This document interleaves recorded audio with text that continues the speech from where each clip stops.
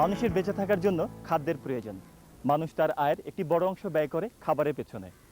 আয়ের তারতম্যের কারণে বিত্তবান ও বিত্তহীনের খাদ্য গ্রহণে পুষ্টিমানের যেমন পার্থক্য রয়েছে, তেমনি এর পাশাপাশি খাবারের প্রকারভেদেও রকমফের লক্ষণীয়।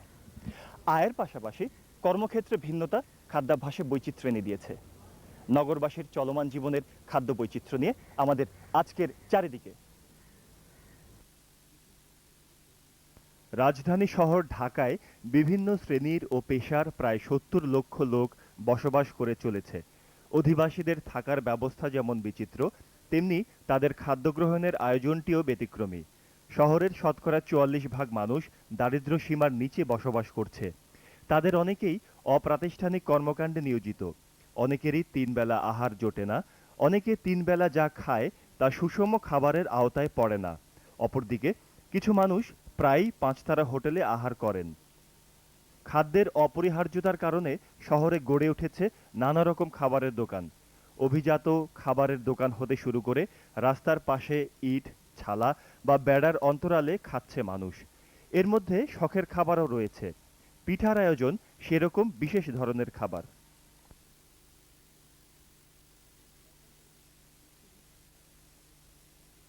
সকালবেলা বিত্তহীন মানুষেরা কাজের ফাঁকে ফাঁকে পিঠার আকর্ষণ এড়াতে না পেরে বসে যান অপরিচ্ছন্ন পরিবেশে রাস্তার পাশে গড়ে ওঠা পিঠার দোকানগুলোতে। পিঠা বিক্রেতাদের অনেকেই বছরের পর বছর রকমারি পিঠা বিক্রি করে জীবন ধারণ করছে।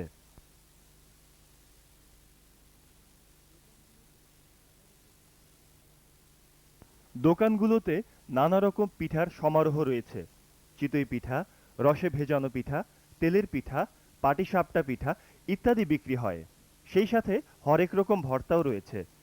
পিঠা খেতে বসে অনেকেরই গ্রামে ছোট পিঁড়িতে বসে পিঠা খাওয়ার দিনগুলো মনে পড়ে যায়।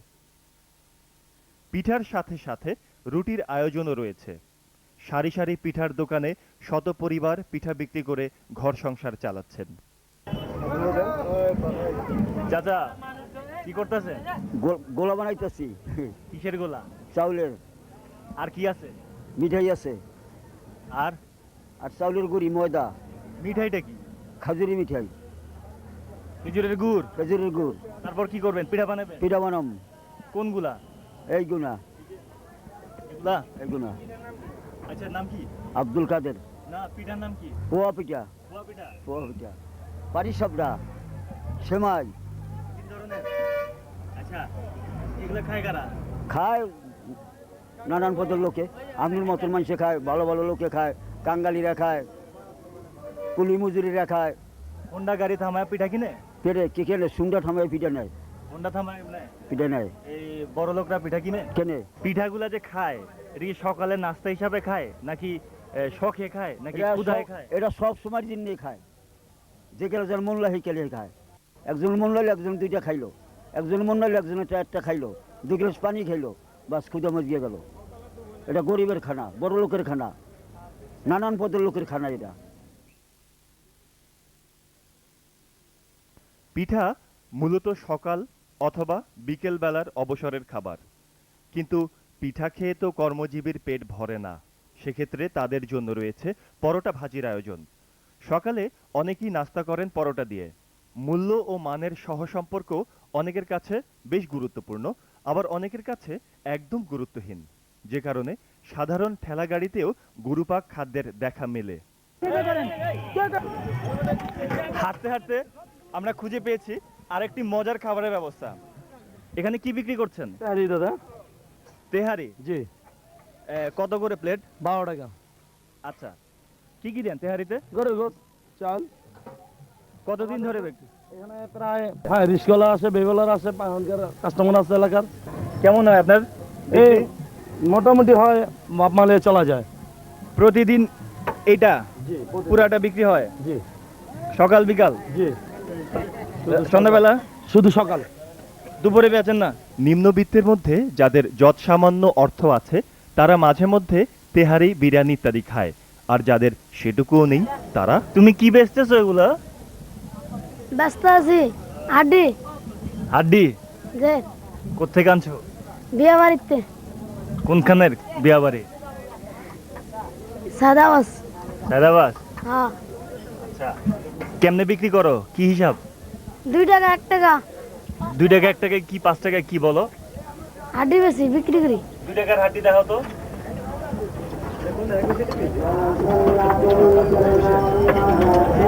এটা 2 টাকার হাড্ডি, হ্যাঁ আর 5 টাকায় কি দাও? আরো বেশি দাও। এই পোলাও পোলাও 3 টাকা 4 টাকার 5 টাকার। কারা খায় তোমার এখানে? পোলাও বানা খায়। তুমি কি খাইতেছো? হাঁটতে খেতেছি। তুমি জানো এগুলা কি? এই যে বিরিয়ানি পাকানো হয় এটি। তোমার কি খাইতে সবচেয়ে ভালো লাগে? এর সময় তো এটি খাই, ভালো লাগে দেখা। তোমার খুব খাইতে ইচ্ছে করে এগুলা, জি এর লেগে খাও? হ্যাঁ। তুমি কি জানো যে এগুলা ফেলে দেওয়া খাবার? জি না। জানো না? তোমার এগুলা যে তুমি এগুলা প্রায় খাও? না। মাঝে মধ্যে খাও? হ্যাঁ। তোমার শরীর খারাপ করে না খাওয়ার পরে? খারাপ লাগে না? এটা খারাপ লাগে, আবার কতক্ষণ পর ঘুমাই যায়। হ্যাঁ। শরীর খারাপ করে? জি। কি হয়? প্রচন্ড ঘুম আসে। এগুলা খাইলে আর কোনো ক্ষতি বা অন্য কোনো কিছু হয় না? না। কোনো সমস্যা হয় না? না। তুমি খায়া খুব মজা পাও? জি।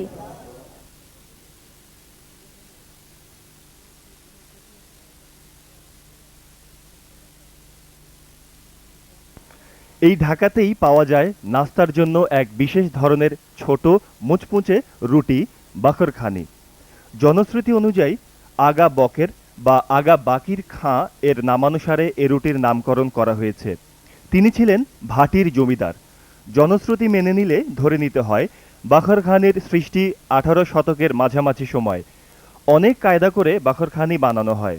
পুরনো ঢাকার বাইরে বাখরখানি তেমন একটা তৈরি হয় না। পুরানো ঢাকার ঐতিহ্যবাহী বাখরখনি কারা খায়? বাখরখনি বাগরখানি এটা পুরানা ঢাকার লোকেরাই বেশি খায়। তারপরে মনে করেন এখন গ্রামের লোকেরাও খায় কম বেশ। কখন বেশি বিক্রি হয়? বিক্রি এটা সবসময়ই হয়। কি দিয়া খায় এটা?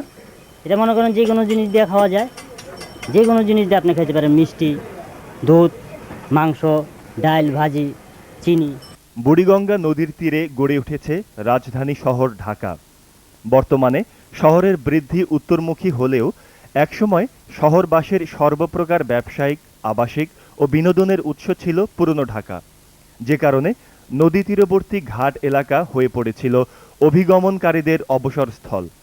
ইংরেজদের শাসনামল হতেই অভিগমনকারীদের থাকা খাওয়ার সুবিধার্থে তীরেই গড়ে ওঠে ভাসমান খাওয়ার হোটেল ও আবাসিক ব্যবস্থা।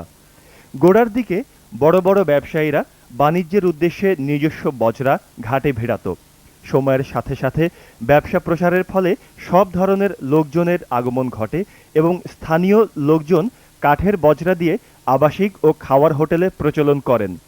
যেহেতু আদি আমলে এই এলাকায় মূলত হিন্দু সম্প্রদায়ের লোকজন ব্যবসায় জড়িত ছিল বেশি, সে কারণে হোটেলগুলো তাঁদের নামে ও তাঁদের সুবিধানুযায়ী গড়ে ওঠে। সাম্প্রতিক সময়ে বজরাগুলোকে কাঠ হতে রূপান্তরিত করে লোহার বজরায় পরিবর্তিত করা হয়েছে। বর্তমানে এই হোটেলগুলোতে সকল সম্প্রদায়ের মানুষের থাকা ও খাওয়ার ব্যবস্থা রয়েছে। এখানে খায় স্বল্প আয়ের লোকেরাই বেশি, ঘাট শ্রমিককে খায়, ঘাট শ্রমিক আসেন। তারপরে বেশিরভাগ আসেন মাছ, দেশের বিভিন্ন জায়গা থেকে মাছের ব্যবসায়ীতে আসেন। এখানে পাশে মাছ নিয়ে নামে, ক্লান্ত দেহে চট করে এখানে উঠে যায়, আর জার্নিটা করতে হয় না, এই সুবিধাটা। আর বিশেষত এখানে আসে দক্ষিণ বাংলার লোকে বেশি। বুড়িগঙ্গা নদীর তীরে অবস্থিত কিছু হোটেলে নিম্ন আয়ের লোকদের জন্য রয়েছে খুবই সাধারণ মূল্যের ভাতের ব্যবস্থা। এসব হোটেলের খাবারগুলো সহজ সরল। কথা বলছি ওয়াইজঘাটে অবস্থিত খুব স্বল্প খরচে খাওয়া যায় এরকম একটা হোটেলে আমরা এসেছি। আচ্ছা, সকালের খাবারের খরচ কত পড়ে? 7 টাকা, 8 টাকা, 6 টাকা, 4 টাকা, 5 টাকা। কি কি খাবার খাওয়ান? আলু ভর্তা, পাতলা ডাল, গরম ভাত। পাতলা ডাইল? জি। আচ্ছা, এটা সকালের। সকালে। আর দুপুরে? দুপুরে মাছ। আর মাছ ভাত। দুপুরে 11 টাকা, 12 টাকা, 10 টাকা। রাতে এরকম? ইয়েস। কারা খায়? খায় কাস্টমার। কি কি ধরনের কাস্টমাররা খায়? এই যেমন আমার মতন এই যারা ফেরি করে, চা বেচে, তারা আলু ভর্তা কত করে? 1 টাকা। মানে এক একটা গোল্লা কি 1 টাকা? 1 টাকা। ভাত ভাত 3 টাকা প্লেট। প্লেট কিরকম? এই যে এই যে প্লেট, এই এক প্লেট 3 টাকা? এই 2 টাকা। 2 টাকা। আর ফার্স্টে 3 টাকা।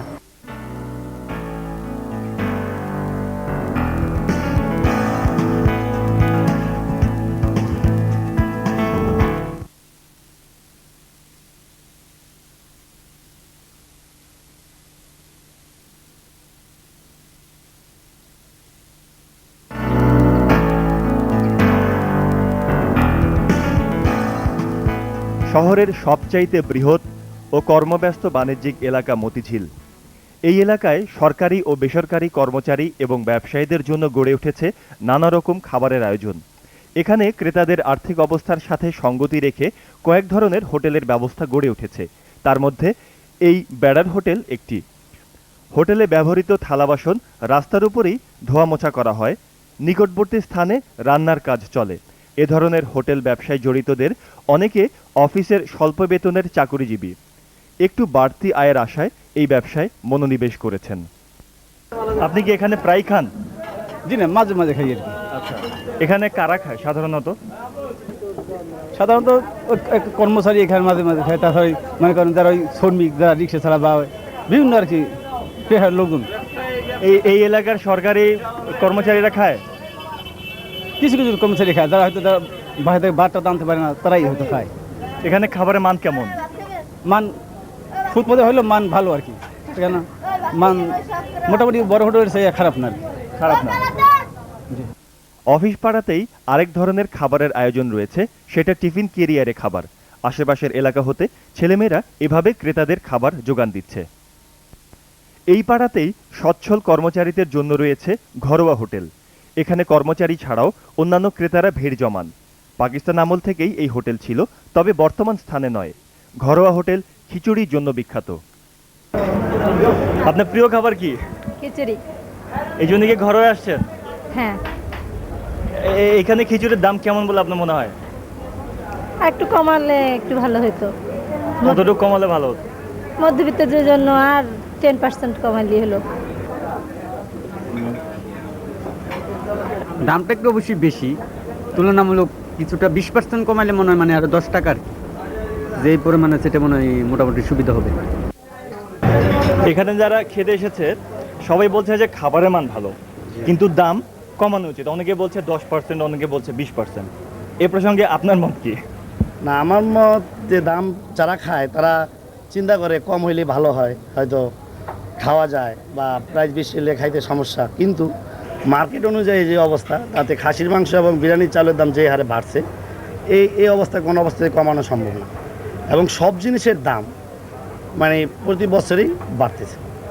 এবং আমাদের যে খিচুড়ির কোয়ালিটি, সেটার উপরে মনে করেন বাইরের জিনিসেরও প্রভাব আছে, যেমন লং, এলাচ, দারচিনি, জায়ফল, জত্রিক, জিরা, এগুলি তো বাইরে থেকে আসে। এগুলির উপরে ভ্যাট বসে, ট্যাক্স বসে, দিন দিন বাড়ে। আমি আজকে থেকে 4 বছর আগে যে এলাচ কিনি 400 টাকা কেজি, এখন সেটা 1200 টাকা কেজি কিনতে হয়। এরকম সব জিনিসের দাম, যার জন্য ওইটা মানে খাওয়াটা তো বিরিয়ানি টাইপ, যেহেতু খিচুড়ি, এটা মানে টেস্টি, অনেক হাই টেস্টি। এটা করতে গেলে ওই ধরনের জিনিসই ব্যবহার করতে হবে, যার জন্য দাম বাড়বে। মতিঝিল এলাকায় চাকুরিজীবী ও ব্যবসায়ীদের জন্য যেমন বিভিন্ন প্রকারের খাবারের ব্যবস্থা রয়েছে, তেমনি স্কুল, কলেজ, বিশ্ববিদ্যালয় ও তরুণ সমাজের কাছে দারুণ জনপ্রিয় ঢাকার চাঙ্কারপুলে অবস্থিত নীরব হোটেল। হোটেলটির নাম নীরব হলেও বাস্তবিক অর্থে দারুণ সরব। প্রতিদিন অসংখ্য মানুষ এই হোটেলে আসেন।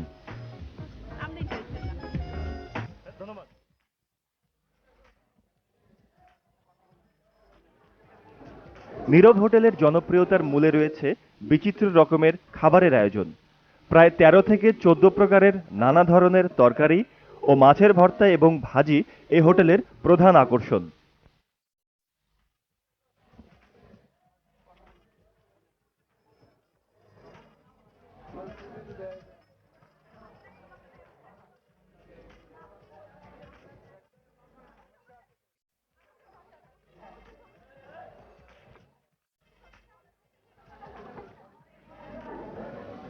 দল বেঁধে বন্ধু বান্ধব নিয়ে অনেকেই চলে আসেন এখানে। মধ্যবিত্ত শ্রেণীর জন্য আদর্শ হোটেল এই নীরব।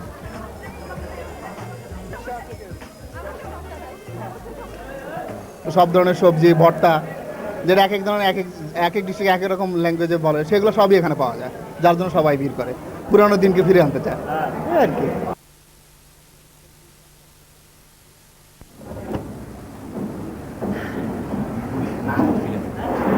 পুরনো ঢাকার খাবার বলতে তো আমরা সাধারণত মোগলাই, বিরিয়ানি এগুলো বুঝি। তো ভর্তা ভাজি দিয়ে একটি হোটেল চালানোর পেছনে কি উদ্দেশ্য কাজ করেছে?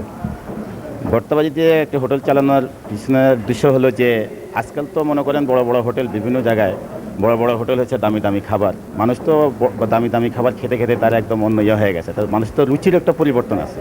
তাই আমরা এটা আজকের থেকে না, প্রায় আজকে দীর্ঘ 35 বছর যাবতই আমরা এটা প্রতিষ্ঠা হয়েছে। ক্রেতাদের সুবিধার্থে শহরে গড়ে উঠেছে ভ্রাম্যমাণ হোটেল। শহরের কিছু গুরুত্বপূর্ণ ও জনবহুল এলাকায় এই ধরনের ভ্রাম্যমাণ হোটেল দেখা যায়। এ ধরনের হোটেলের আবির্ভাব বেশি দিনের নয়। হোটেলের খাবারের মানও ভালো। ক্রেতা অনুযায়ী হোটেলগুলোর খাদ্য তালিকা প্রস্তুত করা হয়। ক্রেতার খাওয়ার সুবিধার জন্য চেয়ারের ব্যবস্থাও আছে। বর্তমানে অনেক শিক্ষিত ছেলেমেয়ে এ ধরনের ব্যবসায় জড়িয়ে পড়েছেন।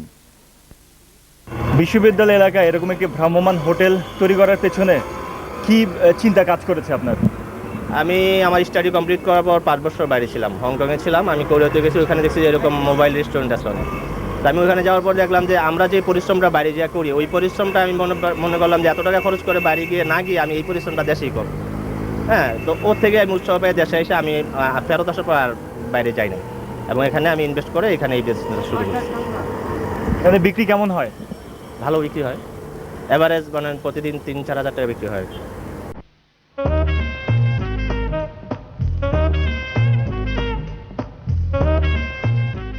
শহরে এলাকা ভিত্তিক কিছু খাবার হোটেল গড়ে উঠেছে, যেখানে অফিসের কর্মচারী হতে শুরু করে মধ্যবিত্ত ও উচ্চ মধ্যবিত্তের লোকজন খেতে আসতে পারেন।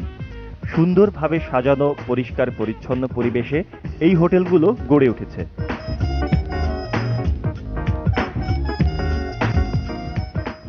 দাম কিছুটা বেশি হলেও ব্যস্ততাপূর্ণ এলাকায় অবস্থানের কারণে ক্রেতা পেতে তেমন একটা অসুবিধা হয় না। মোটামুটি সব ধরনের খাবার পাওয়া যায়, তবে মোগলাই খাবার বেশি চলে।